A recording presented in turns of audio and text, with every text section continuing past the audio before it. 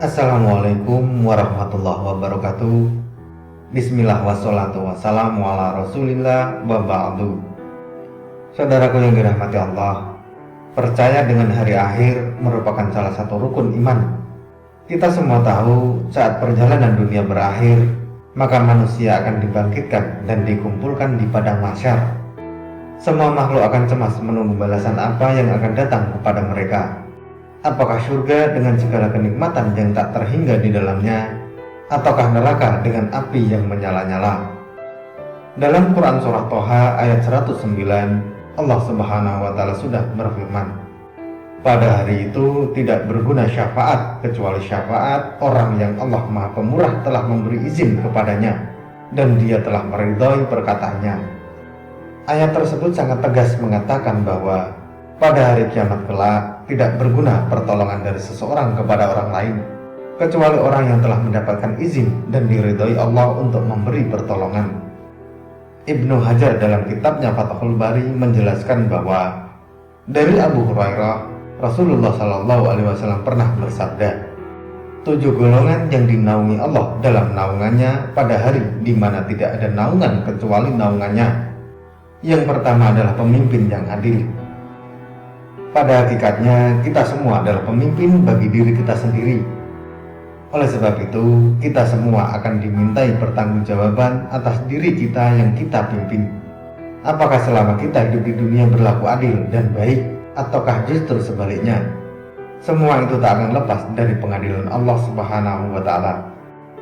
Namun akan jauh lebih berat lagi pertanggungjawaban kita kepada Allah apabila kita menjadi pemimpin dalam rumah tangga atau bahkan pemimpin negara.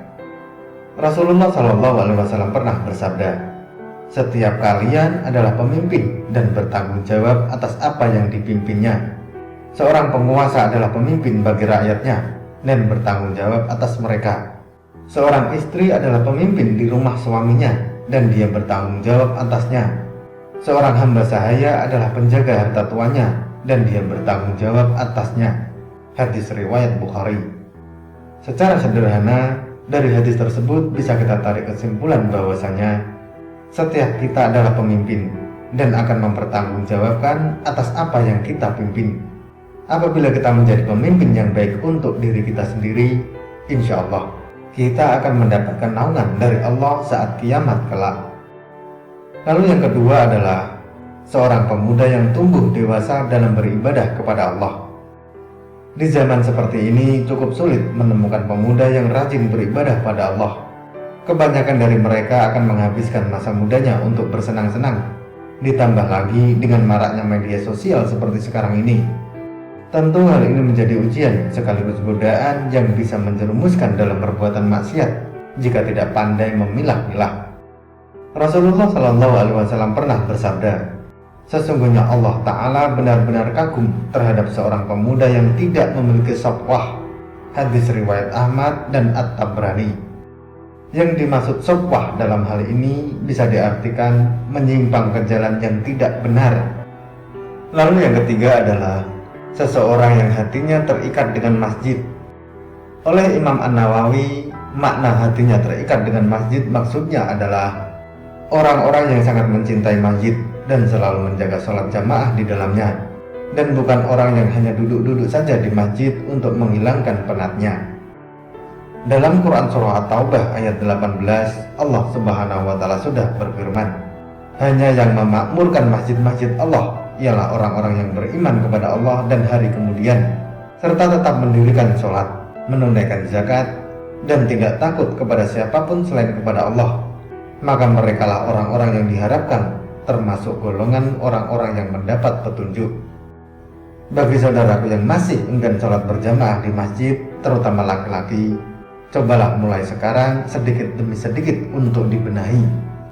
Apabila belum bisa berjamaah 5 waktu, cobalah 1 waktu terlebih dulu.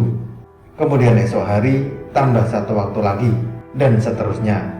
Insya Allah dengan begitu kita bisa selamat dan mendapatkan naungan dari Allah di hari kiamat kelak.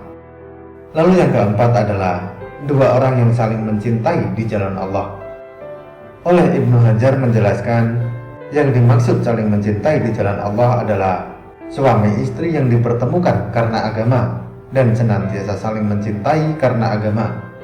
Semua yang dilakukan dan dikerjakan semasa hidup di dunia ini hanya untuk mencari ridho dari Allah.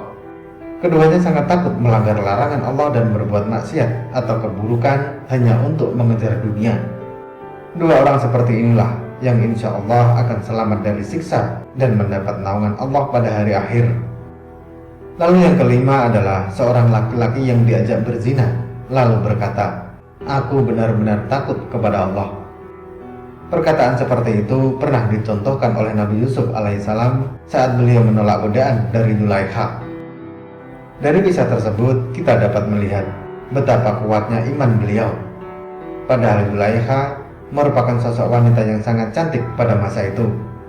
Akan tetapi karena kekuatan iman dari Nabi Yusuf, beliau sangat tegas menolak ajakannya berbuat zina.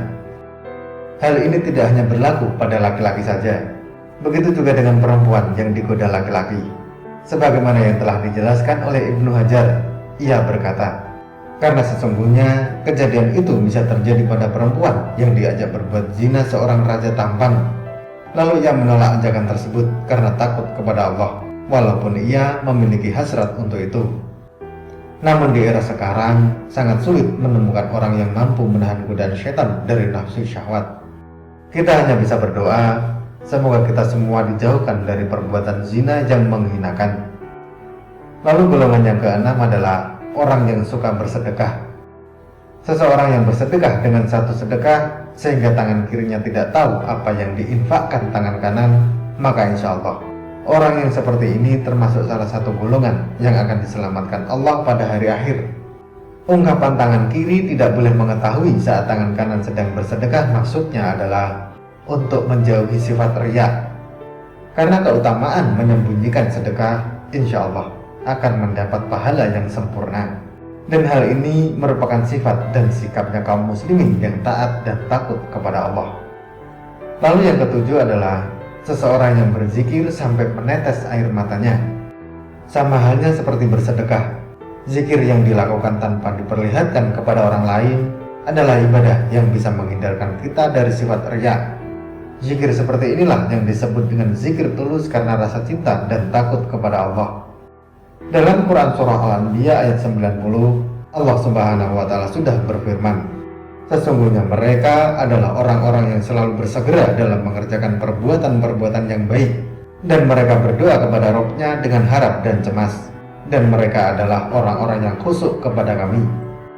Dari ayat tersebut sudah sangat jelas dikatakan bahwa orang yang selalu bersegera dalam berbuat baik, selalu mengingat Allah dimanapun dan kapanpun, insya Allah akan mendapatkan naungan Allah pada hari kiamat kelak. Kita semua berharap semoga Allah Subhanahu wa Ta'ala memberikan naungannya kepada kita saat datang hari kiamat kelak. Amin, amin ya rabbal alamin. Wallahu a'lam bishawab. Semoga materi ini bermanfaat.